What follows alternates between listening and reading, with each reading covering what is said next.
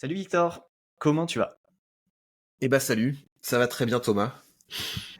Très content de t'accueillir sur le podcast. Donc aujourd'hui, on va parler de toi, Victor. On va parler de ton parcours d'investisseur. C'est une petite série que je fais au sein du podcast. Hein. Ça fait un petit moment que j'ai pas fait. Voilà, l'idée c'est de partager en gros le parcours d'investisseur d'un invité Mhm. inspirant, notamment toi, parce que je te suis aussi en tant que créateur de contenu. Donc je suis vraiment ravi que tu sois là. Est-ce que tu peux déjà te présenter pour ceux qui ne te connaissent pas? D'où tu viens et qui tu es pour nous parler de tes invests. Je m'appelle Victor Ferry. Je suis un peu connu pour des gens qui s'intéressent à la création de contenu parce que j'ai une chaîne YouTube sur la rhétorique où j'ai des analyses de discours qui a pas mal marché. J'ai près de 460 000 abonnés dessus. Et j'ai fait quelques vidéos qui ont fait des cartons où j'ai dépassé le million. Donc ça m'a permis d'être un petit peu connu dans ce milieu du YouTube sérieux, YouTube, disons YouTube Game. le YouTube. C'est ça, le YouTube Game. Après, t'as différents YouTube Games. T'as un YouTube Game qui est plutôt orienté divertissement, et t'as un YouTube Game avec les gars comme Stan de Marketing Mania, comme le Précepteur qui est plutôt orienté philo, et moi j'essaie aussi d'être dans ce game, donc on essaie également de faire des vidéos qui marchent, mais qui peuvent apporter quelque chose dans une discipline dans laquelle on a Ouais, des plus à, connaissances. à but éducatif, quoi. C'est ça. Et Mhm. donc si j'ai créé une chaîne YouTube en rhétorique, c'est parce que c'est là-dedans que j'ai fait mes études, et j'ai poussé le truc un petit peu loin parce que j'ai fait un doctorat dans la matière. Donc ça veut dire que j'ai été financé par un institut de financement de la recherche. Et après avoir été docteur, j'ai également fait des post-doctorats. Donc ça veut dire que j'ai été chercheur à temps plein pendant encore deux contrats, donc un contrat à Oxford et un contrat à Bruxelles. Et donc j'ai poussé l'apprentissage de ma discipline assez loin jusqu'à un moment où j'ai fait la transition. Et pourquoi j'ai fait la transition? Parce que le parcours universitaire, ça a ceci d'assez ingrat que tu as plein d'étapes avant d'être titularisé. Et les processus de sélection, ça suppose d'avoir non seulement un CV qui est bon, mais d'avoir beaucoup de réseaux. Et j'avais pas mal blindé la partie CV, donc Mhm. avec des postdoctorats prestigieux, avec des publications prestigieuses. Mais je suis un peu un autiste dans le sens où, typiquement, j'adore les podcasts, par exemple, et jamais je mangeais avec mes collègues. Quand c'était l'heure du déjeuner, je fuyais pour pouvoir être tout seul et écouter les podcasts. Donc tu Écoute, vois, c'est ce genre d'autisme. Et je me disais, mais si tu travailles beaucoup, ça va te sauver, ça va marcher, etc. Il y a un moment, bah non, il fallait avoir du réseau. Et en fait, ça m'a un peu agacé. Je me suis dit, non, mais plus jamais je dépends d'autres personnes pour mon avenir professionnel. Et donc j'ai commencé à me dire, il faut que tu te crées ton travail, il faut que tu te crées ton petit univers. Et c'est comme ça que j'ai fait la transition d'un parcours académique classique à un parcours mhm. plus entrepreneur, infopreneur. Trop bien.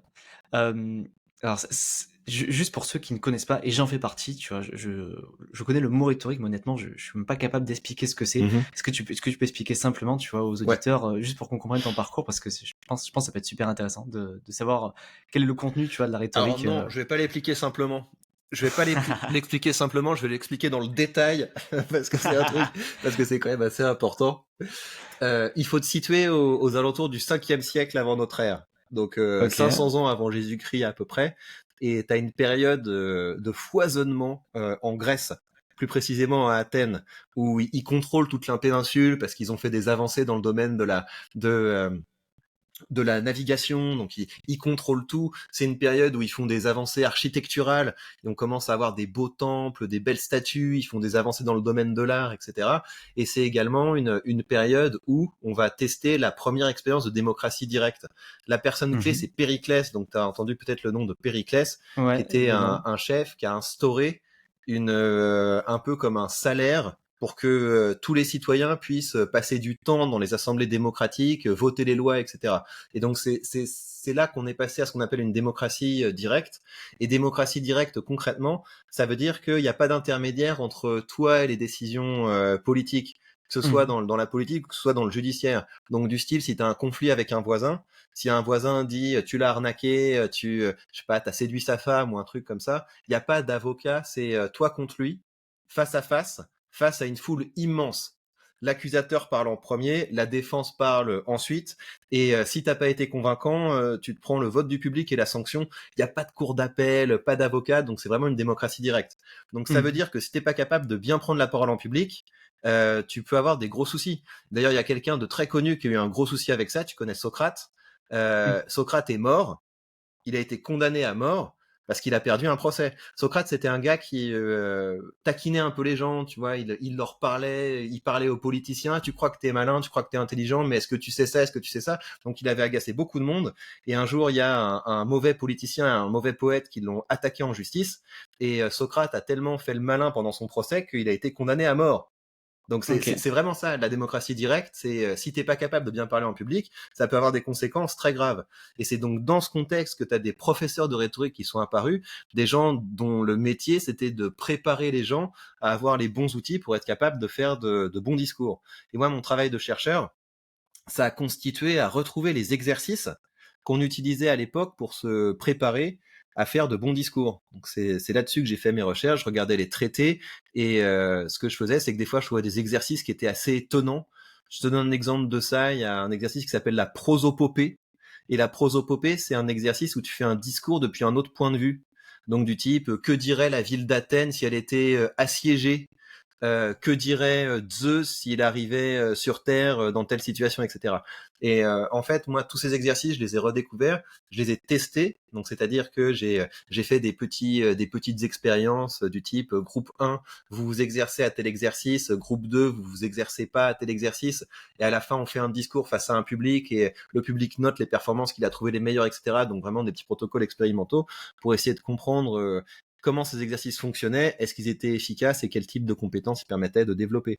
Et je me représentais toujours ma vie comme une carrière universitaire, donc continuer à faire ça toute ma vie. Et puis vu qu'à un moment j'ai été bloqué, j'ai repris tous ces exercices et toutes ces recherches, et j'ai commencé à les vendre à des gens qui en avaient besoin. Mais pour répondre à ta question, qu'est-ce que la rhétorique? Tu peux te dire que c'est l'art de faire des bons discours. Mais moi, la manière dont j'aime bien définir la rhétorique, c'est l'art de mettre ses idées en discours et son public en mouvement. Comme ça, tu as Mmh. vraiment toutes les directions. C'est un travail qui consiste à clarifier sa pensée, à l'organiser, à lui donner de l'impact, et aussi la finalité qui est que le discours ait de l'influence sur les gens. Mmh. Est-ce qu'il y a aussi comment dire? Une composante de capter l'attention avec le copywriting? Est-ce que ça peut être lié avec le copywriting, par exemple? Qui fait une que le discours fasse en sorte que, bah, tu arrives à ne pas faire décrocher les gens, par exemple, à les rester en comment dire? En suspens tout le temps? Ou pas forcément? Ou c'est vraiment juste le fait Mais d'expliquer clairement les choses? non, toutes les disciplines que tu as aujourd'hui, du type le marketing, le copywriting, c'est des branches qui s'inscrivent dans cette longue histoire de la rhétorique. Les sophistes, ils faisaient pas autre chose. Donc les sophistes, les premiers professeurs de rhétorique, c'était ça leur travail. Leur objectif, c'était de faire des discours qui captaient l'attention. Il y avait des techniques pour capter l'attention. Par exemple, il y a un exercice qui s'appelait l'éloge paradoxal. Et l'éloge paradoxal, c'est faire l'éloge de quelque chose que tout le monde juge répugnant. Et Mmh. quand tu commences un discours comme ça, écoutez, je vais vous dire que la manipulation c'est génial et que vous devriez tous apprendre à manipuler. Quand tu prends un revers comme ça les croyances des gens, là tu as quelque chose qui capte l'attention. Donc il y avait plein de Mmh. petits outils qui permettaient de faire ça. Ce que je dirais, c'est que souvent les gens qui se lancent dans le copywriting et le marketing manquent parfois d'un petit peu de profondeur historique qui leur permettrait justement de dire des choses plus originales. Parce que quand tu as Mmh. ce recul historique, tu te rends compte d'à quel point les humains, au cours de l'histoire, ont parlé de façon différente. Tu sais, si tu prends les romans, par exemple, tu avais une période où le style était réaliste, où il fallait aller droit au but. Tu avais une période où le style était romantique, il fallait faire des plongées intérieures, bien décrire nos émotions. Tu avais le style baroque, où il fallait faire de longues métaphores filées. Donc, quand tu as conscience de toutes ces manières très différentes dont les gens ont pris la parole, ça te permet aujourd'hui de regarder autour de toi et te dire, tiens, le style contemporain, c'est ça. Et moi, j'ai pas envie de faire ça. J'ai envie de faire quelque chose d'un Mmh. peu plus original. OK. Du coup, je vais passer un peu du coq à l'âne parce que je voulais vraiment qu'on me pose les bases sur voilà, Je t'en ta prie. spécialité, mais qu'est-ce qui a fait que tu es passé aujourd'hui finalement de la rhétorique à l'investissement? Parce que ouais, j'ai un peu du mal à voir les points communs, mais c'est cool parce que du coup, tu te rapproches finalement de cette thématique qui est, bah, voilà, qui est sujet clairement du podcast et qui est ma passion aussi en l'occurrence. Comment t'es passé de l'un à l'autre, tu vois? Comment t'es passé de créateur de contenu en rhétorique à créateur de contenu en investissement? Parce que maintenant, aujourd'hui, tu animes un podcast avec Xavier Dalmas, qui n'est pas n'importe qui dans le monde de l'invest. Enfin, pour ceux qui suivent le podcast, il est déjà passé chez moi, et puis il a une chaîne YouTube qui cartonne, bref, qui est une de mes influences aussi, hein, euh, soit dit en passant. Donc, qu'est-ce qui t'a emmené, voilà, de l'un à l'autre? Donc, je suis pas passé de l'un à l'autre, hein, je fais les deux. L'investissement, c'est un side business. C'est un side Ok. business que j'ai créé parce que je m'étais pris de passion pour le domaine. Et la manière dont ça s'est passé, c'est que pour moi, t'as quand même une ligne dans mon parcours qui est une recherche de toujours plus d'indépendance. Si je suis Mhm. passé de la carrière académique vers une carrière entrepreneuriale, c'est que je voulais pas me retrouver dans une situation où on m'imposait des contraintes. Et la manière dont j'ai commencé à investir, c'est pendant le Covid. Donc tu te retrouves dans Mhm. cette situation où tout est bloqué, tu es chez toi et tu te demandes mais qu'est-ce qui est encore ouvert? Et pour moi, ça a eu des Mhm. conséquences très concrètes parce qu'il y avait quand même une grosse partie de mon travail, c'était donner des séminaires, c'était faire des conférences, c'était avoir des personnes en coaching. Et donc j'ai toute cette partie de mon business qui dégage. Donc d'un côté, je me suis dit ce que tu vas faire, c'est que tu vas essayer de digitaliser ton activité. Et d'un autre côté, je me suis dit mais il faut que tu te trouves plus de filets de sécurité. Et c'est là que j'ai commencé à m'intéresser à l'investissement. Et la manière dont je l'ai fait, c'est que j'ai acheté une formation. J'ai acheté une formation chez un entrepreneur que j'aime bien, influenceur que j'aime bien, qui s'appelle Antoine BM. Il avait fait une formation vraiment pour les gens qui veulent commencer à investir, pas pour devenir un bon investisseur. Vraiment, moi, je savais même pas ce que c'était qu'un courtier, je savais pas qu'un particulier pouvait acheter des actions, enfin, vraiment, je connaissais rien. Donc, j'ai besoin de suivre une formation de quelqu'un qui te montre étape par étape comment tu fais. Et ce qui s'est passé, c'est que je me suis pris de passion pour ce truc. Parce que Mhm. je pense que j'ai une dimension, je suis un gamer frustré, tu vois. Quand j'étais adolescent, j'adorais les trucs du type RPG où tu dois marquer des points, faire progresser des personnages, tellement geek qu'à un moment je me suis dit tu arrêtes. Tu arrêtes parce que tu vas perdre beaucoup de temps là-dedans, mais j'ai toujours eu une passion pour ça, pour un petit peu les jeux où comme ce que je retrouve sur les réseaux sociaux, tu vois, tu fais des vidéos, tu marques des points, etc. Et j'ai retrouvé cette passion dans l'investissement. Et donc, je me suis retrouvé dans une situation où j'écoutais peut-être 2 heures de contenu sur l'investissement par jour, et je voyais les chaînes YouTube que je suivais. Moi, j'ai beaucoup suivi des youtubeurs américains du type Joseph Carlson, qui a une approche dividende, quality, qui documente son expérience. Et je me disais, mais ces gens, ils ont tout compris en fait. Ils ont leur passion pour l'investissement, et en plus, ils créent du contenu qui leur rapporte de l'argent, qui leur permettent d'investir plus, etc. Et donc, cette boucle m'a passionné.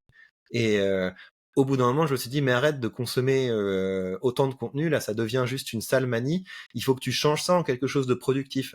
Et c'est là que j'ai lancé ma chaîne YouTube sur le business et Mhm. l'investissement. Et la chaîne YouTube commence à marcher. J'ai atteint 12 000 abonnés. C'est une chaîne qui a quand même une belle croissance. Et du coup, ça commence à ouvrir des portes dans cet univers de l'investissement et de la finance. Et à côté de ça, j'essaie d'apprendre un maximum de choses et de documenter tout ça. Donc la transition, c'est tu passes de parcours qui te pousse à être salarié vers entrepreneur. Et vu que tu es entrepreneur, tu te demandes est-ce que je peux pas avoir d'autres filets de sécurité, et Et l'investissement m'est d'autres sources de apparu comme un revenus des filets de finalement. sécurité. D'autres sources de revenus aussi. Enfin, j'imagine d'autres sources de revenus et voilà, et sécuriser aussi Oui, enfin voilà, tes finances. Ok. Et du coup, quelle est ta stratégie aujourd'hui finalement avec là le recul que tu as, donc ça fait bientôt 4 ans que tu t'es vraiment mis à ça. Euh, Est-ce que déjà, si on dézoome avant de parler de bourse, parce que je sais que voilà, tu étais plus branché bourse, enfin, quoique, je suis pas sûr, mais bref.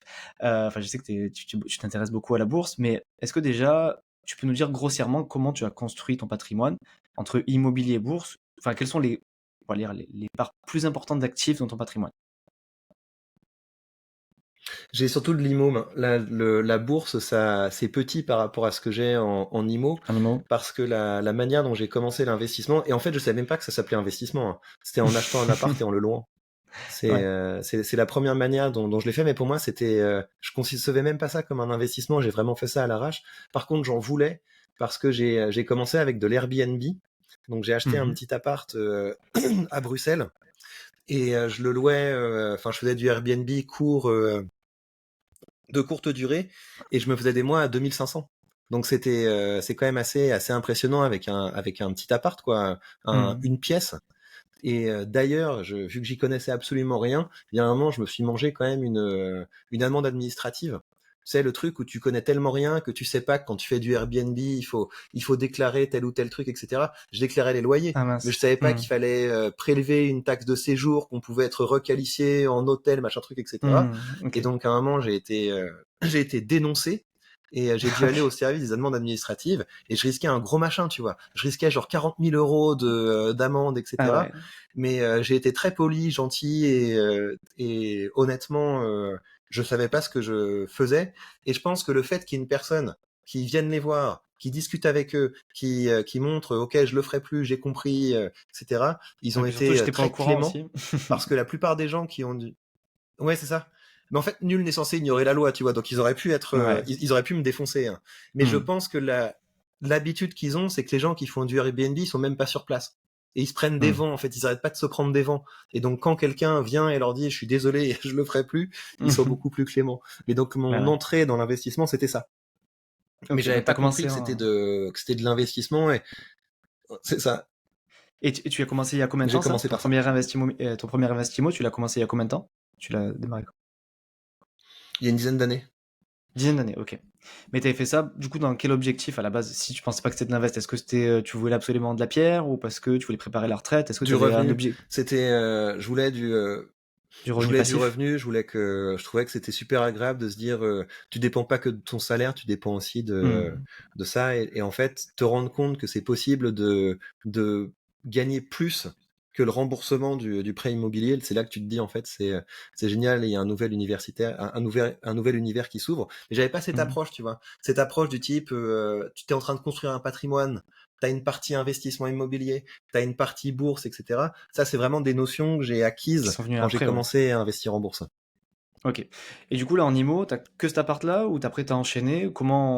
Quelle était ta stratégie en IMO, J'ai globalement? enchaîné, ouais, je loue 2 appartes et j'ai une maison. Ok. Donc la maison, c'est ta RP, c'est là où tu vis? Ouais, tout Ok. à fait. Et ensuite, donc j'imagine, si j'ai bien compris, donc tu as enchaîné avec la bourse. Et quelle était ta stratégie concrètement en bourse? Alors, j'imagine qu'elle a évolué, hein, comme toute personne qui s'intéresse à cet univers. Ouais. On voit les possibilités qui s'ouvrent au fur et à mesure qu'on se forme. Comment était ton cheminement? Est-ce que peut-être tu peux nous dire par quoi tu as commencé et sur quoi tu te diriges maintenant comme stratégie en bourse? J'ai commencé sans trop savoir, en fait, parce que j'avais lu des choses sur le permanent portfolio, donc cette idée qu'on pouvait faire un portefeuille qui était équilibré entre de l'or, obligations court terme, obligations long terme, actions, etc. et du cash, et que c'était une bonne idée parce que ça pouvait encaisser tous les cycles économiques, et donc j'étais parti un petit peu vers ça, mais ça me plaisait pas trop, en fait. Il y avait quelque chose qui allait pas, et en fait ça a complètement changé quand j'ai un dividende qui arrivait sur mon portefeuille. En fait, je savais pas Hmm. du tout ce que c'était qu'un dividende. Pour moi, c'était les actionnaires de Total Energy se sont encore gavés de dividendes. Donc pour moi, j'avais vraiment Le la vision cliché, que les quoi. médias nous en donnaient. Et Hmm. mais c'est ça. Et puis l'expérience que j'avais aussi, c'était tes livrets, les pauvres livrets que te filent les banques. Et puis en plus à l'époque, t'avais du 0,1% d'intérêt enfin c'était vraiment ridicule. Et donc tu te retrouves à passer de une fois par an, ta banque t'envoie des miettes. Hmm. En fait, t'as la possibilité de te créer un truc avec ton portefeuille où potentiellement tu peux toucher des revenus toutes les semaines. Et c'est un petit peu toi qui décides de la manière dont tu le fais. Et donc j'ai trouvé ça génial. Et donc c'est comme ça que je me suis orienté vers une approche dividende. J'ai fait à peu près les erreurs qu'on fait quand on commence à avoir une approche dividende, à savoir se dire il faut que j'ai un maximum de dividendes qui arrive un maximum de jours sans trop faire attention à la plus-value globale et à la performance globale du portefeuille. Et donc j'ai assez rapidement évolué vers une approche plutôt dividende qualité, en te disant ce qui est important, c'est pas le rendement de base, c'est la vitesse à laquelle il croît. Et pour moi, un des indicateurs que je regarde le plus aujourd'hui, c'est le dividende CAGR. Et je prends le dividende CAGR, donc à savoir, j'ai envie que le dividende sur les 5 dernières années ait une croissance entre 8-12% par an. Et pour moi, ça, c'est un proxy de ce que c'est qu'une entreprise de qualité. Parce qu'une entreprise qui est capable qui a suffisamment confiance en son avenir pour augmenter fortement son dividende, c'est très bon signe. Ça veut dire que c'est une entreprise qui est capable d'augmenter fortement son dividende sans que ça pèse trop sur ses finances. Et c'est quelque chose ça veut dire bonne gestion, ça veut dire pas mal de cash. Donc c'est un de mes critères principaux aujourd'hui pour sélectionner mes actions. Ce que j'ai fait T'as aussi dans ma stratégie, et ça c'est encore plus récent, c'est que oui, dis-moi. J'allais te dire, quand tu dis dividende CAGR, alors c'est un mot anglais, je me dis qui veut dire croissance du dividende, c'est ça? Ou c'est autre chose? C'est compound growth rate ou quelque chose comme ça. C'est la croissance composée du dividende, mais je sais pas trop comment le traduire en français. Ok. Alors, est-ce que c'est pas le. Moi, il y a un C'est critère que je la trouve. vitesse à laquelle ça croît. Ouais, ok, bah, je pense que ça va être la croissance du dividende.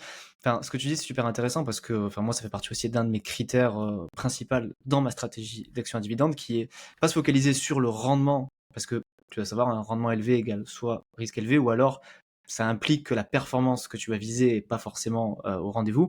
Et à part si tu es vraiment dans une stratégie de rente pure et dure, hein, c'est-à-dire que tu as un capital à placer, que tu veux une rente pure et dure, là, ça peut évoluer.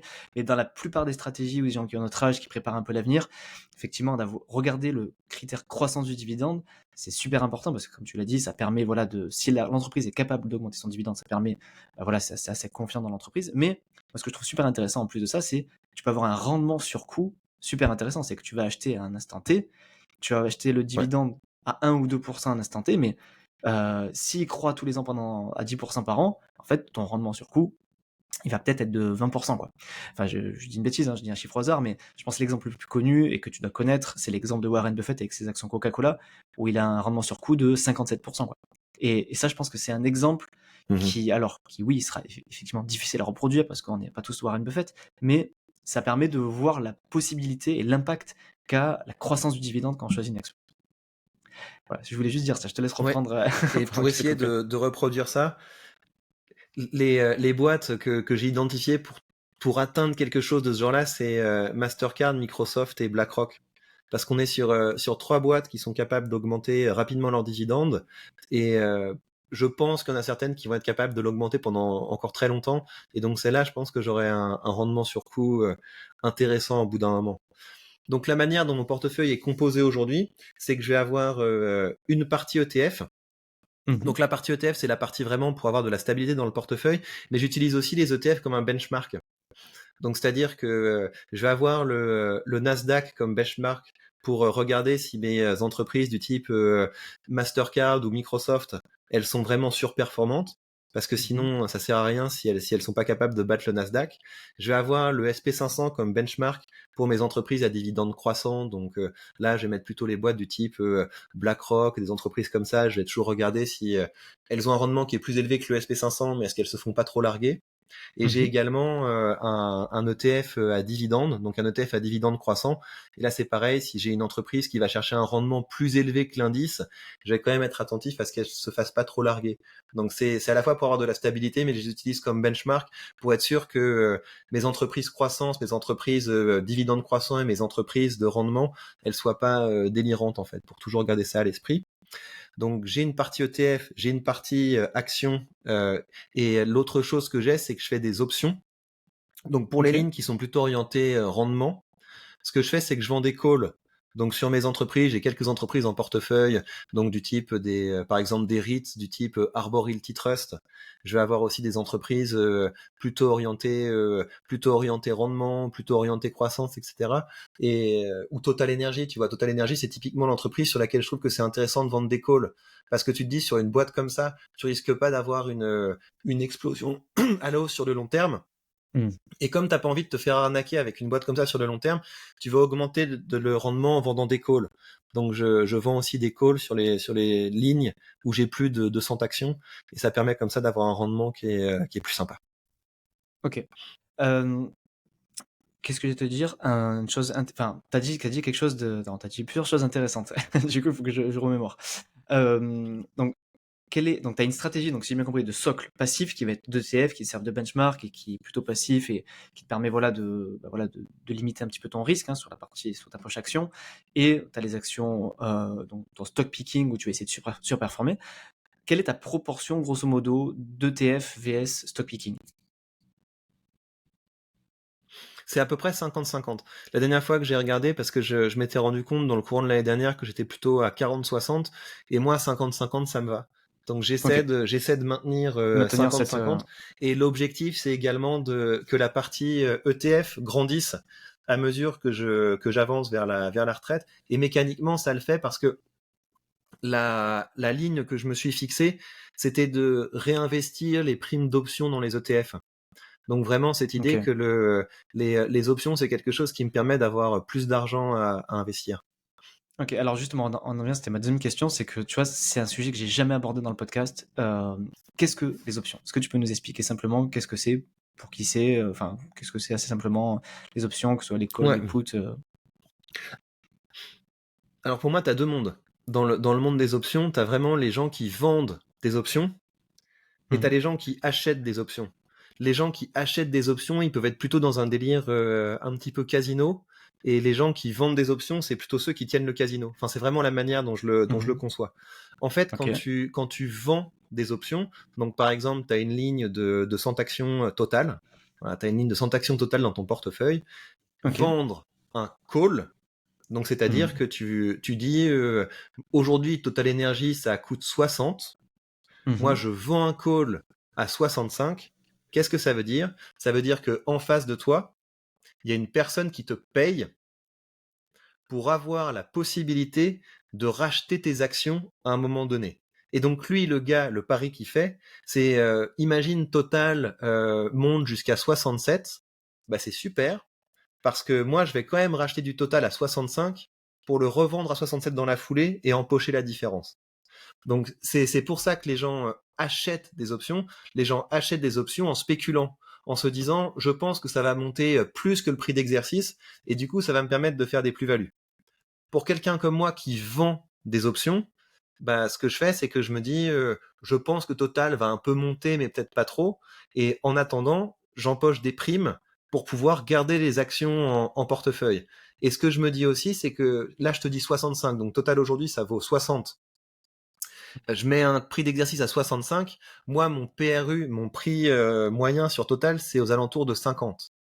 Donc si Total dépasse 65, je me dis bah tant mieux, c'est comme si je mettais une prise de bénéfice obligatoire.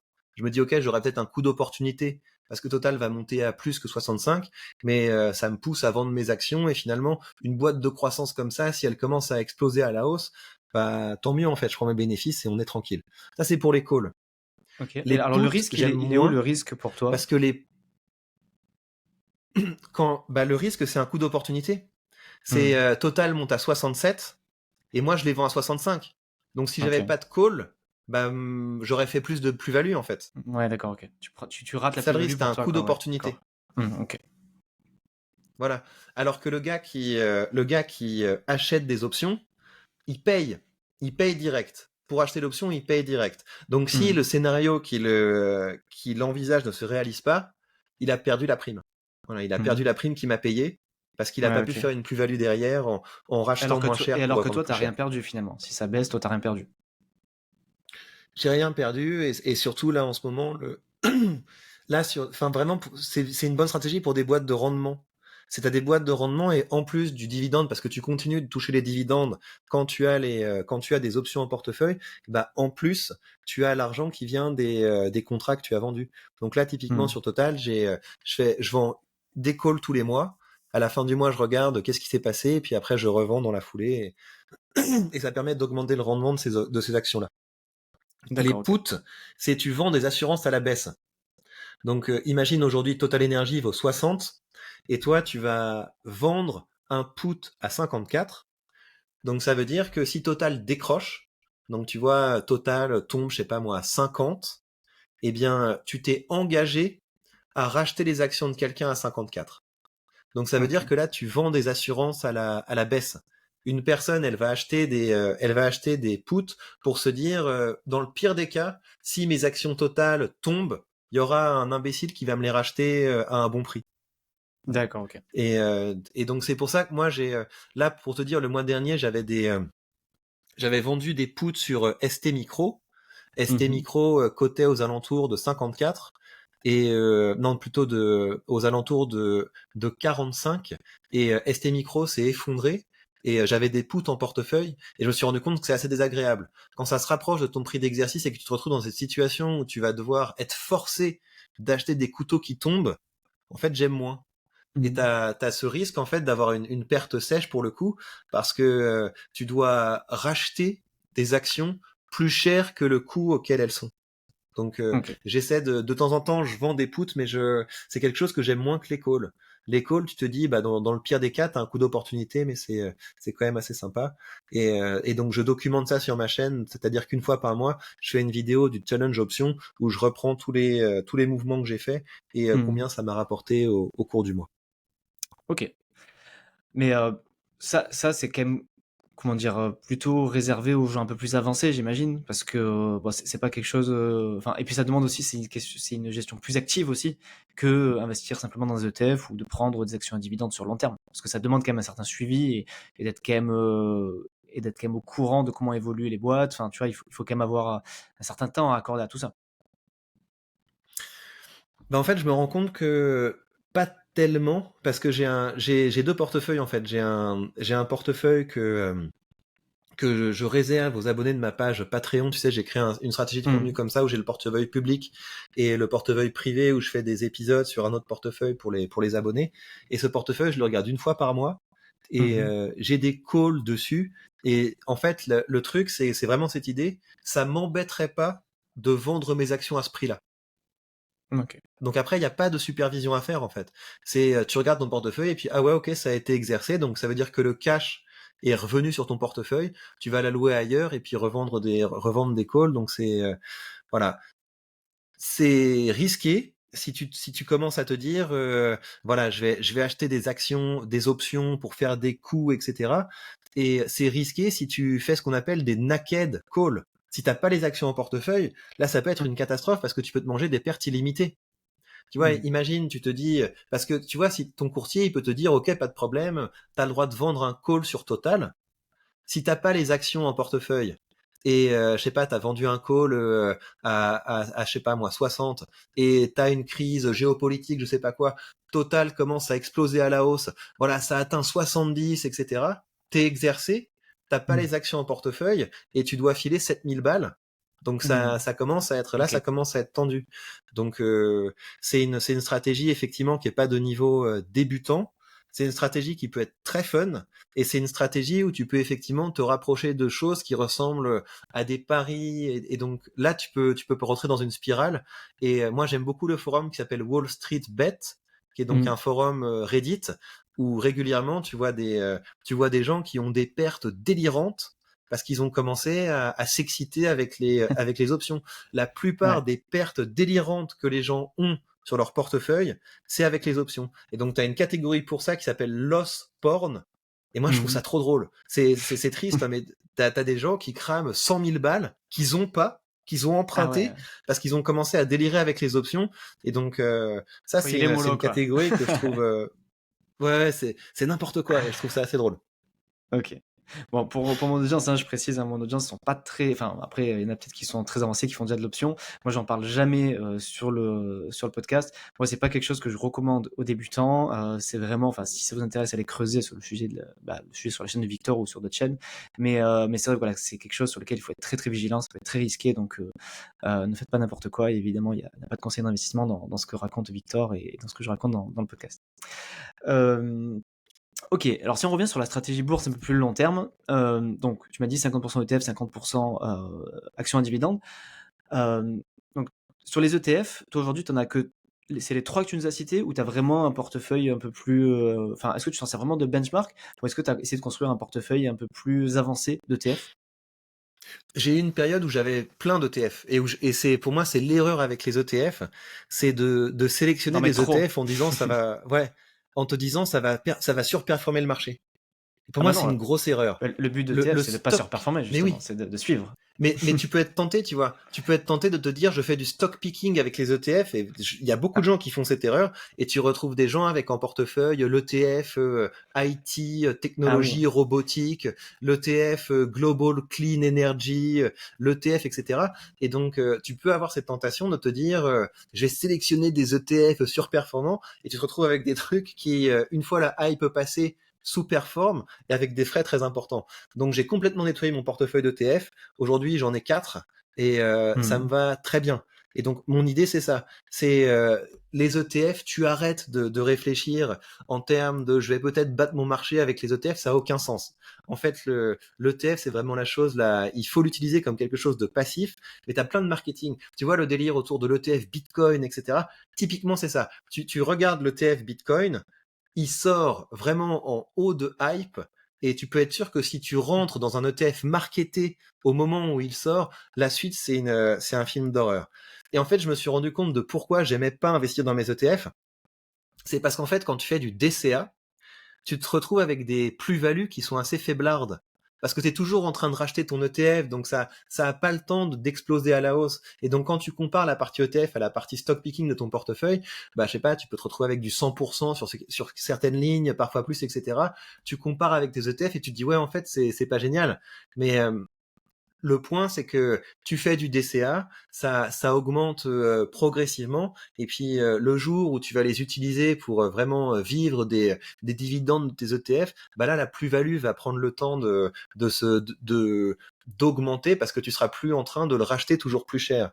Donc je me force à investir dans les ETF, c'est pas quelque chose que je trouve agréable, et je considère qu'il faut avoir peu d'ETF, et les ETF les plus larges possibles et avec les moins de frais possibles. Ok, alors je suis d'accord sur la dernière partie que tu as dit. Par contre, j'aimerais rebondir sur un truc que tu as dit sur la partie hype. Alors, je suis d'accord sur la partie ETF thématique où il faut être très vigilant. Ça peut être très risqué parce que très souvent, quand une thématique sort, souvent, comme tu dis, c'est le haut de l'hype. Donc, il faut être très vigilant. Je pense notamment aux ETF IA en ce moment, ou semi-conducteurs, ou des choses comme ça qui sont voilà, en hype, qui ont fait des performances de dingue l'année dernière. Très souvent, c'est pas le moment de rentrer. Par contre, moi, je considère aussi que tu peux tenter, hein, alors voilà, c'est comme tu as dit, hein, c'est de l'ETF actif, enfin pas de l'ETF actif, mais de surperformer en fonction. Si tu as une conviction sur une thématique sur laquelle tu veux faire un pari, pourquoi pas, mais toujours avec des très faibles pondérations au cas où. Mais par contre, il y a quand même des ETF sur lesquels je pense que ça vaut le coup de s'attarder, qui s'appellent les ETF Smart Beta. Je sais pas si ça te parle, et je trouve que c'est un petit peu le mix entre les deux, quoi. Parce que tu peux filtrer en fonction d'un facteur, hein, quality, momentum, dividende, bref, il y en a 6 ou 7, et potentiellement surperformer. Alors, tu feras pas des performances de dingue, hein, évidemment, tu vas juste surperformer d'un ou deux points le marché, mais c'est peut être aussi des ETF qui sont pas, on va dire, traditionnels, qui peuvent être intéressants à creuser, quoi. Je sais pas si tu sais qu'est-ce que tu en penses Bah, de ces ETF-là. Momentum, il est pas mal, mais le momentum, il est pas, enfin, il surperforme pas le SP500, il me semble, le TF Momentum, et Alors, le Quality, sur les 10 il dernières années, surperf, ouais. les deux qui surperforment, a priori, enfin, évidemment, le passé ne préjuge pas du futur, hein, mais sur les 10-15 dernières années, en tout cas, Momentum et Quality sont les deux qui ont surperformé. Et après, il y en a certains où voilà, ils sont à peu près équivalents, et il y en a d'autres qui ont sous-performé. Mais a priori, ces deux-là ont un peu surperformé ces dernières années. Ouais, la dernière fois que j'avais regardé, celui qui surperformait, c'était quand même le Nasdaq. Et en Alors fait, ce qui est attends, intéressant, c'est que, de toute ouais, façon, je suis pas, là, on compare deux choses différentes. Moi, je suis en train de comparer MSCI World vs MSCI World Smart Beta Quality ou Dividend. ouais, il Je te compare, surperforme, effectivement. je te parle vraiment en partant d'un indice de référence qui est le MSCI Monde et le MSCI Monde, enfin l'indice Monde Ouais, avec le facteur. Je te parle pas de S&P 500 vs Smart Beta ouais. d'indice Monde, tu vois. Je te compare Donc ouais, vraiment. le World Quality bat le World Simple, et le World Momentum bat le World Simple, effectivement. Mais ceux-là, je les considère comme larges.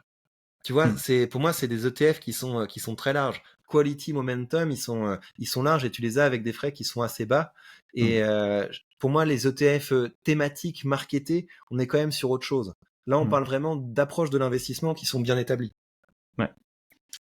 Ouais, donc du coup, toi, la partie ETF thématique, tu l'as sortie de ton portefeuille pour simplifier, te focus sur les gros indices. Ok. Et aussi, l'autre élément, c'est de te dire, quitte à faire des paris, fais-le sur des choses que tu peux vraiment suivre. Tu vois, faire un pari de stock picking sur une entreprise, là, tu as quelque chose que tu peux suivre. C'est quand même beaucoup plus concret que de faire un pari en te disant, je vais parier sur tel ETF, tel secteur de l'économie. Tu crois que tu fais un pari, mais en fait, tu délègues. Tu délègues le travail de recherche et de test à d'autres personnes que toi. Ouais, mais justement, pour quelqu'un qui est passif, ça peut être intéressant en se disant, ok, moi, je parie sur les énergies renouvelables, mais par contre, j'ai pas le temps ni les compétences pour sélectionner la boîte. Ben, l'ETF, ça peut permettre de pas avoir à faire ce travail, tu vois, à rester passif enfin, je pense que ça peut être bien pour ces gens-là, tu vois. Enfin, pour ceux qui veulent juste s'exposer Mais ou moi, faire un pari sur je un suis secteur. persuadé que le profil que tu décris, le gars qui a son ETF du SP500, son ETF Monde, et qui se dit ah j'ai envie d'aller chercher plus d'émotions, etc. C'est des stock pickers frustrés. Vraiment, hein. Je vois vraiment ça. Et donc les gars, ils vont regarder des vidéos du type ouais, est-ce que je dois mettre 55% SP500, 45% en Monde, etc. Et en fait, les gars, ils aimeraient faire du stock picking au fond, et du coup, ils se rabattent sur des ETF, et c'est là qu'ils se font avoir. Ils se font avoir parce qu'ils se retrouvent avec plus de frais et des choses qui vont pas forcément surperformer l'indice. Donc assumez et faites du stock picking, quoi. Ouais, mais après, le stock picking, tu vois, moi, c'est là où je suis pas forcément d'accord. C'est pas pour tout le monde, tu vois, parce que ça demande quand même du temps, en fait. C'est pas la même gestion du stock picking que de l'ETF. L'ETF, tu peux le laisser tourner, que ce soit ton indice large ou ton indice thématique, tu le laisses tourner. Après, ça monte, ça baisse, peu importe. Enfin, voilà, mais t'as pas à faire cette sélection, t'as pas la fonction auto-nettoyante qu'a l'ETF. C'est-à-dire, quand t'as une boîte qui crache, bah, elle est remplacée par une autre. Tandis que si tu mises sur mauvais cheval en stock picking, bah voilà, c'est à toi de savoir quand vendre, est-ce qu'il faut racheter quand ça baisse, machin. En fait, t'as des décisions importantes à prendre que pas tout le monde ne peut prendre. Parce qu'en plus, ça te demande de suivre les résultats, les machins. Enfin, ça demande un certain temps, certaines compétences que pas tout le monde ne peut suivre. Donc, moi, je suis quand même Et pour je suis sûr, ces frustrés de TF que tu dis. mais je suis sûr que ce qui amène les gens à ça, donc du type je commence à consommer du contenu pour regarder des titres d'ETF alternatifs, etc. C'est parce que les gars aiment ça. Oui, Les c'est gars vrai. aiment ça, ils ont envie d'y passer du temps, ils ont envie de... Donc faites le vrai truc. Faites le vrai truc et commencez à atteindre le niveau nécessaire pour pouvoir faire du stock picking et arrêtez de complexifier votre portefeuille inutilement. Pour moi, vraiment, la partie ETF du portefeuille, ça doit être le plus simple possible. C'est comme ça qu'on a les meilleures performances. Et quand on essaie de s'écarter de cette fonction de l'ETF, de reproduire un indice classique et de vous donner la performance du marché, on fait des erreurs et on se fait avoir. Et donc le Mm. surplus de performance, parce que c'est ça qu'ils cherchent. Ils veulent un Ouais, surplus ouais, de sur performance, bien performance. sûr. Ouais. Il ira pas dans des ETF, il viendra pas d'ETF thématiques, il viendra de... Et encore, c'est pas risqué, parce que quand tu regardes les entreprises qui surperforment systématiquement les indices, on les connaît toutes. C'est Microsoft, c'est Mastercard, c'est Apple, c'est Nvidia, si t'aimes un peu plus les émotions fortes. Donc, pour Mm. moi, c'est pas forcément plus risqué. Et enfin voilà, si l'objectif c'est de prendre un peu de plaisir et d'essayer de battre le marché, il faut plutôt aller vers ça. Ouais, donc ce que tu dis finalement, c'est, imaginons que voilà, tu as 100 à placer, on va dire simple, hein, tu as 100 euros à placer, et que tu dis, je veux 70% de dire safe en partie action, parce que bien sûr, ces actions restent risquées, tu mets 70% dans des indices larges, et les 30%, au lieu de les compléter avec du thématique, bah, cette là, tu te dis, c'est ma poche stock picking, et je vais choisir quelques actions pour booster la perf, quoi, plutôt Voilà. que d'aller chercher des ETF thématiques. Oui, et ça te pousse à avoir des décisions d'investissement qui sont plus raisonnées, plutôt que de tomber dans ce piège du type je vais surperformer, alors qu'en fait, tu as la quasi-certitude d'acheter un produit qui aura plus de frais et qui va sous-performer l'indice. Ok, alors je suis d'accord avec toi. Je suis d'accord avec toi sur le côté frais et performance. Par contre, moi j'insiste sur le fait qu'en termes de temps, finalement, c'est pas du tout le même. En termes de temps et de décision, c'est quand même pas la même chose, tu vois. Ça demande quand même de creuser un peu, de se former et de savoir comment sélectionner une action, sur quels critères se baser, suivre les résultats, suivre l'évolution, parce que tu peux avoir. Parce que c'est ce que je dis sur ma formation Smart Dividende, où voilà, où j'apprends un peu ta stratégie, hein, qui est les actions à dividendes de qualité. C'est que je dis, oui, j'ai mon tableau avec ma checklist. À l'instant T, elle est bonne, elle coche toutes les cases, mais qui me dit que dans 3 mois ou 6 mois, ça l'est toujours. Et c'est ça voilà, où je préviens les gens qui veulent suivre un petit peu ta méthode, qui est de dire, voilà, plutôt les ETF thématiques, aller sur le stock picking. Oui, c'est une bonne idée, mais soyez prêts à, tous les 3 mois, 6 mois, faire un gros check et dire, ok, bah, en fait, les actions que j'ai sélectionnées, est-ce que elles respectent toujours mes critères? Mais oui, mais si les gens écoutent des podcasts pour se former à l'investissement, c'est que c'est a priori, c'est ça qu'ils ont envie de faire. Mhm. Et je pense que la frustration peut mener à faire des erreurs. Et vraiment, pour moi, c'est vraiment ça. Je le redis, ETF thématique, c'est pour les stock pickers frustrés. Donc faites le vrai truc. Et franchement, c'est pas... tu vois, t'as beaucoup de visibilité. T'as beaucoup plus de visibilité quand tu es investi dans Apple, Microsoft ou Mastercard que dans un sombre ETF thématique où tu sais même pas tellement quelle est la méthodologie jusqu'au bout. Il se passe un truc sur Microsoft, si tu suis un peu des chaînes finances, tu le sais tout de suite. Tu le sais tout de suite parce que c'est des entreprises qui sont vraiment beaucoup plus sur le devant de la scène que que le petit ETF thématique, quoi. Ok. Du coup, je pense qu'on a fait un beau tour sur la partie bourse et ton comment dire ton raisonnement est très intéressant. Hein, je pense que ça peut en inspirer pas mal. Est-ce que sur le reste de tes invests, enfin, qu'est-ce que tu peux nous partager d'autre? Est-ce que tu as d'autres invests un peu plus exotiques que la bourse et les mots? Est-ce que tu as un peu de crypto? Est-ce que tu as essayé d'autres choses, du private equity ou d'autres choses? Est-ce que tu as des choses intéressantes ou même enfin voilà, des choses que tu aimerais nous partager? Bah, le private equity, je trouve ça intéressant, mais j'ai peur d'arriver après tout le monde. Et en fait, toutes les fois où il y a des intermédiaires, c'est quelque chose qui m'inquiète un petit peu. Donc, je pense que c'est pareil en fait pour avoir de bons résultats dans un secteur, il faut pouvoir vraiment être au niveau de ceux qui ont des bonnes performances dans ce secteur. Et le private equity, je pense qu'il y a quand même trop de filtres pour avoir pour avoir des performances intéressantes. Mais c'est un truc que j'aimerais bien creuser parce que je trouve ça très intéressant cette idée d'être plus au contact de l'entreprise que tu ne l'es quand tu investis dans des blue chips. Ouais. Pour ce qui est des investissements un peu alternatifs, je suis investi chez Realty. Donc Realty, c'est de l'IMO tokenisé. Donc Mhm. j'ai commencé à investir dans Realty il y a 1 an. Et donc le principe, c'est ils achètent des maisons, donc des Mhm. maisons ou des petits immeubles aux États-Unis, donc beaucoup à Détroit, Chicago, Cleveland, d'autres villes. Ils ont commencé à Saint-Louis. Ils ont également en Floride, Panama. Et donc, ce qui se passe, c'est qu'ils signent un contrat avec le vendeur. Ils mettent la propriété sur la marketplace et les gens peuvent en acheter des petits morceaux aux alentours de 50 € à partir de 50 € et on se retrouve comme ça avec des petits morceaux d'immobilier et les loyers sont versés tous les lundis et donc on est sur quelque chose qui est assez intéressant parce que c'est plus liquide que des SCPI. En fait, il y a un marché secondaire où tu es vraiment Mhm. propriétaire de ta partie de propriété. C'est-à-dire que tu peux l'échanger sur le marché secondaire, tu peux l'hypothéquer. Donc tu peux Mhm. l'hypothéquer pour avoir un petit peu d'argent et le réinvestir et faire des boucles si le taux d'emprunt est plus intéressant que le rendement de ton token. Donc je suis en train de me constituer un petit patrimoine là-dessus et j'aime assez bien. Et donc c'est exotique parce que tu as une partie crypto. En fait, Ouais, l'idée c'est c'est sur la que blockchain, c'est ça? le sous-jacent, c'est donc c'est ça. Le sous-jacent, c'est un gars qui loue et qui paye son loyer en dollars. Mais Realty a trouvé que c'était beaucoup plus simple et beaucoup moins cher de pouvoir payer tous les token holders en passant par des cryptos. Et donc ça passe par des cryptos sur la chaîne Gnosis, qui est donc une chaîne avec très peu de frais de transaction, mais vraiment très très peu de frais de transaction. Donc c'est vraiment $1.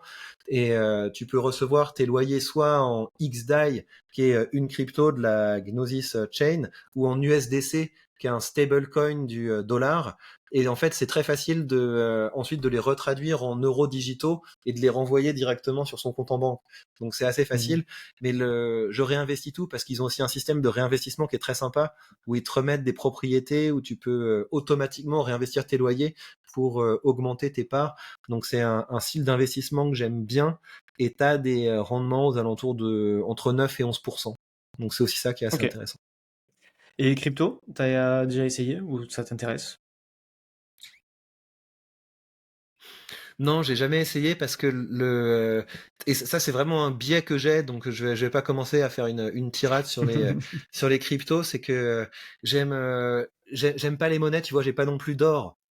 Tu sais, Mhm. le côté surtout spéculatif du type j'achète une devise, c'est pas quelque chose qui me plaît. J'ai pas l'impression d'avoir un actif en portefeuille. Donc C'est quelque chose qui génère je rien. comprends la technologie T'aimes pas les quand je actifs qui vois ne ce qu'on est génèrent rien, capable. c'est ça? Tu pourrais générer, tu sais, avec du stacking et te dire, Mhm. j'ai quand même un rendement sur mes cryptos, mais le fait qu'il n'y ait pas derrière quelque chose qui vend des produits, qui vend des services, un chiffre d'affaires, des choses un petit peu que je peux analyser, etc. Je sais qu'il y a des cryptos qui vont vers ça, où ils te montrent des choses qui te permettent de faire un petit peu une due diligence, mais ça m'intéresse pas trop, donc je suis utilisateur des cryptos, Tu vois, quand je suis dans Realty, je suis utilisateur de choses qui sont développées dans cet écosystème de crypto, mais pour moi, c'est de l'IMO, tu vois. C'est vraiment, t'as un gars qui paye son loyer et il se trouve que pour être payé, ça passe par l'architecture crypto, mais acheter des cryptos pour avoir des cryptos en portefeuille, c'est pas quelque chose que je fais, mais enfin après, je sais qu'il y a des gens qui ont des très bonnes performances avec ça. Ok. Bon. Bah écoute, super intéressant, Victor. Et toi, aujourd'hui, avec tout ce que tu fais aujourd'hui, enfin Toi, tout t'es le en temps que tu crypto? passes. Ouais, moi, à titre perso, je suis en crypto et j'aime beaucoup ça. Alors, j'aime beaucoup ça. C'est quoi ta stratégie? Comment tu fais ça? Alors, ma stratégie, c'est simple, c'est max en Bitcoin. Je suis proche d'être maximaliste Bitcoin pour plein de raisons. Mhm. Voilà, j'aime beaucoup cet actif-là pour le côté, voilà, valeur refuge, rareté, même, enfin, toutes les fonctionnalités enfin, tous les fondamentaux que propose Bitcoin. Et en gros, alors, je précise, hein, mon portefeuille crypto représente pas plus de 10% de patrimoine, parce que je considère quand même que c'est très risqué. Donc voilà, je fais toujours attention à ça. Euh, et au sein de mon portefeuille crypto, j'ai une grande majorité sur ce qu'on appelle les blue chips, hein, Bitcoin, Ethereum, et j'ai une faible proportion sur, on va dire, un petit peu de jeu. Et là, c'est clairement de la spéculation, pas de mentir, hein, c'est de la spéculation. Des fois, voilà, je teste des projets crypto pour tenter des multiples. Des fois, je vais manger des portes de saloon et je vais me prendre du moins 100%. Et des fois, je vais faire des fois 2 fois 3, mais ça reste voilà, des toutes petites sommes. Donc, c'est pour ça que je partage pas à ma communauté ce que je fais parce que bah, j'ai pas envie que des gens fassent n'importe quoi non plus. Mais voilà, ça reste ma stratégie. Mais c'est fun. C'est Ouais, bah, si je le fais, c'est que tu ça prends du m'éclate. plaisir, tu prends tes petites doses de. C'est ça, une petite dose d'adrénaline Mhm. mais que sur Et t'es au les. contact aussi des. Tu vois, c'est ça que je trouve bien dans cet écosystème, c'est que tu peux être très au contact des fondateurs. Tu Hmm. sais, quand je vois la manière dont fonctionne Realty, c'est une fois par semaine, ils ont leur community call, tu peux leur poser toutes leurs questions, et tu retrouves dans le monde des cryptos quelque chose qui ressemble un petit peu au private equity, sauf que je trouve Hmm. que l'accès est encore plus direct parce que décentralisé, donc je comprends qu'on puisse s'éclater vraiment avec ça. Ouais, et puis après, moi, je te cache pas quand même que dans la crypto, ça reste la partie de mon patrimoine qui est là, qui est la partie la plus risquée, que je le vois vraiment comme un purement financier sur le côté.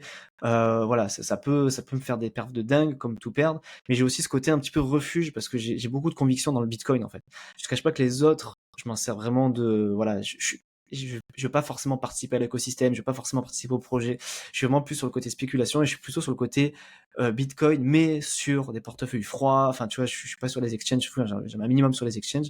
Je fais un peu stacking quand même avec les stablecoins, mais pour moi, la conviction, elle est plutôt sur Bitcoin, sur accumuler, parce que voilà, j'ai une conviction forte là-dessus, et je suis persuadé que tôt ou tard, en fait, beaucoup de gens vont réaliser en fait les fondamentaux à quel point ils sont importants, et voilà, après, bon, c'est des théories, tu vois, mais voilà, j'ai dit pas mal de choses là-dessus, comme quoi il y a des gens qui plus tard, il y en a qui vendraient leurs biens immobiliers pour avoir du Bitcoin. Alors, je n'ai aucune idée si ça va se réaliser, tu vois, mais voilà, en tout cas, moi, j'ai une conviction assez forte sur cet actif-là. Bien sûr, hein, ce n'est pas un conseil d'investissement, je préfère me couvrir parce que On peut rester c'est très là-dessus deux spéculatif. secondes. Bien sûr, dis-moi, Victor. Parce que tu vois, moi, j'avoue, je suis navré, mais j'ai un peu tendance à être un troll qui peut troller parfois les Bitcoin bros.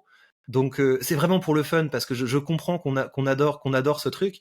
Mais quand tu parles de fondamentaux, tu penses à quoi en fait? Tu la vois où le cœur de la valeur qui fait que tu te dis c'est quand même quelque chose de sympa. Alors, ben, il y a la sécurité, pour moi, c'est une blockchain inviolable. Il y a, bon, je sais pas à quel point tu as creusé le sujet, mais tu sais, tu as la théorie des 51%, par exemple, qui explique qu'en gros, même si le Bitcoin se fait hacker, même si quelqu'un arrive à avoir suffisamment d'énergie pour prendre le pouvoir de Bitcoin, bah, au final, s'il arrive à avoir la majorité, en fait, tout le monde le vendra, donc ça ne vaudra plus rien. Donc, aucun intérêt finalement à hacker le Bitcoin. C'est fondé sur l'énergie, donc ça veut dire que c'est une monnaie qui est fondée sur l'énergie, donc ça prouve quand même cette valeur-là. T'as le côté divisibilité, tu vois, ça c'est un des problèmes de l'or par exemple, quand pour l'échanger, ben tu vois, tu peux pas le couper en un, alors que le Bitcoin c'est divisé en 1 million, un Bitcoin c'est 1 million Satoshi, donc tu as ce côté divisibilité qui permet voilà de faciliter les petites transactions. Bah, tu as le côté frais aussi, et tu as le côté rareté. Voilà, côté rareté, 21 millions de Bitcoin, pas un de plus. Donc je trouve qu'en fait ça a toutes les propriétés de l'or, sauf que ça n'a pas les inconvénients, qui est le stockage, la transférabilité, la divisibilité. Donc voilà, pour toutes ces raisons, je pense que c'est un actif qui est très pertinent pour pour le côté valeur refuge. Et alors, je suis d'accord avec toi parce que j'anticipe un petit peu ta question. Oui, ça ne produit rien. C'est pas quelque chose qui va générer du rendement. Donc, je ne compte pas là-dessus pour en avoir un revenu passif, mais plutôt pour en avoir une valeur refuge qui me permettra, dans un futur proche ou lointain, d'avoir un moyen d'échange qui aura beaucoup plus de valeur que ce que c'est actuellement. Mhm. Ok. Est-ce que Et ça a donc, tu trouves répondu à ça ta plus interrogation? intéressant, par exemple, que de... Ouais, ouais. Mais je vois l'idée. Mais donc, c'est aussi lié avec des peurs que que les monnaies perdent tellement de valeur, que les autres monnaies Bah oui, s'effondrent. complètement. Ouais, Et tu vois, t'as... c'est un argument que j'ai oublié de dire exactement, c'est que c'est une monnaie désinflationniste. Euh, Pas sans savoir que les BC, enfin toutes les banques centrales impriment, enfin voilà, ce sont dans une économie keynésienne voilà, qui sont là pour, bah voilà, qui impriment quand il y a besoin, ce qui fait que la monnaie se dévalue, donc l'inflation augmente. Euh, et c'est aussi pour contrer ça. C'est quand même un modèle économique qui est quand même différent de ce qu'on a toujours connu. Donc c'est aussi pour Mhm. ça. C'est une des raisons aussi pour lesquelles j'apprécie cet écosystème. Et dans le futur que tu te représentes, l'idée, ce serait plus de, au bout d'un moment, convertir tes bitcoins en autre chose, par exemple des actions, de l'IMO, etc., en te disant, bah, ça aurait tellement été une valeur refuge que j'aurais un beaucoup plus gros pouvoir d'achat, ou tu te représentes plutôt l'idée, carte de crédit, où tu vas pouvoir acheter des trucs en bitcoin. Comment tu vois Alors, la suite? la première solution. Je me suis déjà beaucoup posé la question parce que tu vois, sur les premiers cycles, j'ai déjà fait, bah, tu sais, j'ai un peu spéculé, hein, ça montait trop, donc j'ai vendu, j'ai fait un peu de la merde. Maintenant, je suis vraiment dans une phase d'accumulation, je compte pas les revendre. Donc, je me suis dit, mais qu'est-ce que j'en fais, tu vois? Parce qu'au bout d'un moment, bah, tu vois, qu'est-ce que t'en fais? Alors, je ne crois pas forcément au fait que le monde entier utilisera des bitcoins pour les transactions. Je pense que les monnaies fiat doivent rester et les deux peuvent cohabiter. Par contre, je pense, je le vois plus comme quelque chose qui va me permettre d'être converti en actif réel, immobilier ou action par exemple. Donc je le vois vraiment, je pense en tout cas, c'est mon espoir, Mhm. aucune idée ça va se réaliser, mais j'imagine plutôt m'en servir de cette façon-là. Pour acheter des biens immobiliers, pour acheter, j'en sais rien, moi, Mhm. faire l'apport d'un appart, ben, avec X bitcoin, ben, je pourrais avoir l'équivalent de 30 000 euros dans 10 ans, tu vois. Donc ouais, plutôt la première Mhm. solution que tu décris. Ok, je vois bien. Bah, Très du cool. coup, Parce que je t'avoue, j'ai hésité des fois, tu sais. Depuis que je suis depuis que je suis un peu dans l'écosystème Realty, des fois j'hésite, tu sais, à convertir une partie de mes loyers pour, mais à chaque fois après ça me retient cette idée de, tu sais, d'avoir dans mon portefeuille des choses qui ne produisent pas de revenus passifs et devoir parier sur, au bout d'un moment, je vais revendre avec une plus-value. C'est un truc qui est assez loin de mon concept d'investissement, mais je comprends que quelqu'un qui a une bah, approche un peu plus croissance comme ça se dise ça peut bah, être c'est une ça, bonne idée. tu vois, je reviens sur le côté, enfin, c'est intéressant ce que tu dis parce que tu vois, donc les gens qui pensent comme toi, c'est-à-dire qu'ils veulent absolument du revenu passif, enfin, quelque chose qui génère un rendement, bah, finalement, c'est aussi une approche qui est contraire à l'approche, par exemple, de croissance. Quand on parle sur la bourse, quand tu achètes du Tesla ou du Google, enfin bref, des entreprises qui ne versent pas de dividendes, l'intérêt, c'est que les bénéfices soient réinvestis dans l'entreprise pour que ça croît.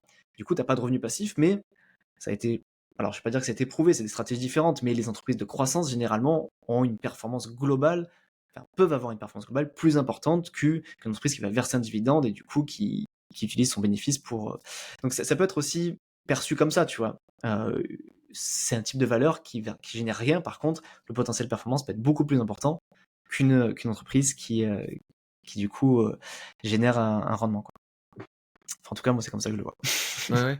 Mais je vois bien, c'est c'est là il y a vraiment une question de sensibilité dans l'investissement. C'est que moi, j'ai toujours gardé une mentalité de pauvre, tu sais, dans le sens où je viens d'un milieu où il y avait pas énormément d'argent et tout ça, et donc je suis vraiment rentré dans l'investissement comme ça va être une sécurité. Hmm. Et donc, je pense que quelqu'un qui est un peu plus à l'aise et qui a peut-être un peu plus confiance va se dire, je vais voir l'investissement comme quelque chose qui va me permettre de choper des tuloras plutôt que des tiens, tu vois. Hmm. Je vais jouer le long terme et ça va grandir, etc. Moi, je suis vraiment rentré dans l'investissement par le biais de la sécurité. Et pour moi, la sécurité, c'est de pouvoir générer plus de revenus, mais c'est un gros biais, hein. C'est Hmm. sûr que c'est un gros biais et c'est pour ça que tu as des sensibilités différentes dans Ouais, il y l'investissement. a ça, mais tu vois, je suis aussi rentré dans l'investissement un peu avec la même philosophie que toi. Et moi, je le vois aussi quand même quelque chose de refuge. Alors moi, j'aime bien, alors forcément parce que je suis CIF et gestionnaire patrimoine, donc j'ai toujours ce côté allocation, tu vois. J'aime bien déjà prendre les choses froides, dézoomer, et se dire, ok, X% action, X% IMO, machin. Et je me dis, X% débancarisé, tu vois. X% qui n'a décorrélé du monde réel. Donc c'est pour ça que j'ai de l'or physique. Mhm. Donc je suis d'accord avec toi, c'est pas là-dessus, c'est pas ça qui va me faire avoir des perfs de dingue, c'est pas ça qui va me générer du rendement, mais je me dis si demain tout s'écroule, alors je suis pas du tout catastrophiste, je suis pas du tout pessimiste, je suis plutôt quelqu'un d'optimiste et qui croit en la croissance, mais je me dis on sait jamais, c'est bien d'avoir une part comme de son patrimoine qui est là pour se protéger. On sait jamais. Alors pas pour les gens qui démarrent, mais tu vois, je commence à avoir un patrimoine qui commence à grossir, donc je me dis c'est quand même bien de se protéger et d'avoir une partie que j'appelle voilà, moi j'appelle exotique ou alors on va dire catastrophiste. Et bien pour moi, t'as le Bitcoin et l'or qui rentre dans cette case-là, toujours en respectant des pondérations. Il ne faut pas que ça représente la majorité de mon patrimoine parce que je reste quand même quelqu'un d'optimiste qui mise sur la croissance. Donc, évidemment, j'ai beaucoup plus d'actions et d'IMO. Mais j'ai ce côté-là qui est là en tant que protection. Enfin, c'est comme ça que je le vois en tout cas. Du coup, on a inversé un petit peu les Ouais, je vois rôles, bien. Victor, sur la fin. sur, Non, mais ça m'intéresse. Attends, on est là pour discuter, hein. Moi, j'ai mais, envie de te connaître aussi. bah, c'est trop bien. Bah, du coup, il faudra que je passe chez toi, du coup. Hein. Pas le choix. Oui. Bah, en tout cas, non, mais merci Victor pour cet échange. C'était vraiment passionnant d'échanger avec toi, d'avoir ton point de vue d'investisseur. Donc j'invite évidemment tout le monde à aller écouter le podcast Chercheur de valeur. Alors peut-être tu peux nous dire où c'est qu'on te retrouve concrètement sur la partie Invest. Je cite Chercheur de valeur, mais tu t'as parlé aussi de ta chaîne YouTube. Je sais pas si c'est la même ou si c'est autre chose. Où c'est qu'on te suit, où c'est qu'on peut te Oui, j'ai une retrouver. chaîne YouTube. J'ai une chaîne YouTube où si vous tapez Victor Ferry Business, vous allez tomber sur la chaîne. Et donc j'arrive à maintenir le rythme d'une vidéo par jour. Et j'ai vraiment pris une optique de, tu sais, le parcours du combattant où tu pars de Mhm. rien et tu montres les choses que tu apprends au fur et à mesure Ouais, comme un avec cet challenge. objectif d'avoir ton portefeuille qui grandit. Ouais. Trop bien. J'aime beaucoup en fait ces vidéos-là qui m'ont passionné quand j'ai Mhm. commencé à regarder l'investissement. Et je trouve que c'est un côté qui est très agréable parce que c'est de ça que j'aurais eu besoin quand j'ai commencé dans l'investissement de voir des gens qui montrent et surtout des gens qui sont sur le pont. Mhm. Parce que quand j'ai commencé à investir, tu sais, j'ai vraiment commencé à investir pendant le toboggan du Covid Mhm. où tu commences à acheter des choses et ça fait que baisser, ça fait que baisser. Tu te dis mais je suis fou quoi. Tu vois, je suis papa, je me dis mais t'es en train de prendre une partie de ton argent pour le jouer au casino. T'as les discours de tous les gens qui reviennent, ouais mais tu fais n'importe quoi, la bourse et le casino, etc. Mhm. Donc t'as besoin de gens qui sont sur le pont. Donc Ouais. j'essaie aujourd'hui de jouer ce rôle-là et quand t'as des jours où ça baisse franchement, bah je mets un point d'honneur à montrer bien les lignes rouges Ouais, pour que ouais. pour Moi que les aussi, je gens voient perds quoi. que on n'est pas tout seul. C'est ça, Mais ça va oui. pas que dans le sens de la montée aussi, ça arrive de perdre, il y a des crashs court terme, et bref, c'est pour ça que moi aussi, je fais partie aussi de ces gens-là qui essayent de toujours, pas forcément vendre du rêve, tu vois, et dire, oui, la bourse, historiquement, ça fait 8-10%, hors inflation, machin, c'est ce qu'on vise. Par contre, sur le court terme, tu peux te prendre des moins 20, des moins 30%, ça arrivera, c'est déjà arrivé, ça réarrivera. Est-ce qu'ensuite la bourse remontera? Je n'en sais rien. En tout cas, c'est ce qu'on vise en investissant en bourse, quoi. C'est ce qu'on espère. Bref, merci Victor pour ce temps, pour cet échange, c'était vraiment cool. Et puis donc voilà, regardez donc la chaîne de Victor, je mettrai le petit lien, je pense, en description pour qu'on te regarde. Et puis le podcast avec Xavier Delmas, chercheur de valeur, qui est à très forte valeur ajoutée si vous voulez aller plus loin sur la bourse et l'investissement. Merci Victor, Merci beaucoup. bonne journée à toi. Au revoir Thomas, au revoir tout le monde.